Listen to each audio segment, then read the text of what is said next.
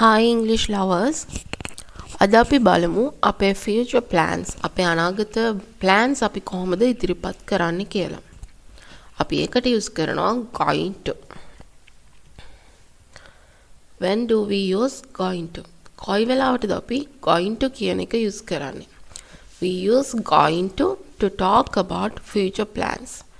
අපේ අනාගත බලාපොරොත්තු අපි ඉදිරිපත් කරද්දී going to කියන එක ගොඩක් වෙලාවට use කරනවා. වාක්‍යයක් හැදෙන ස්ට්‍රක්චර් එක තමයි මුලින්ම subject ඒ කියන්නේ කතෘ කරන කෙනා, second one be verb am හෝ is හෝ are. subject එක I නම් අපි am use කරන්න ඕන. subject එක singular නම් he she it name එකක් වගේ නම් is use කරනවා. subject එක plural නම් we they you වගේ නම් අපි use කරනවා are. ඊට පස්සේ අපි going to කියන එක use කරනවා. අන්තිමේට අපි verb එකේ base form එක use කරන්න ඕන. Now let's move to some examples. අපි examples ටිකක් බලමු. I'm going to take lunch. මම lunch එක ගන්නයි යන්නේ. Second one, he is going to study tonight. අද රාට ඔහු study කරන්නයි යන්නේ. Third one, they are going to travel next year. එයාලා ලබන අවුරුද්දේ travel කරන්නයි යන්නේ. Next one, I'm going to visit my parents this weekend. මේ weekend එකේදී මම මගේ parents ලව බලන්නයි යන්නේ.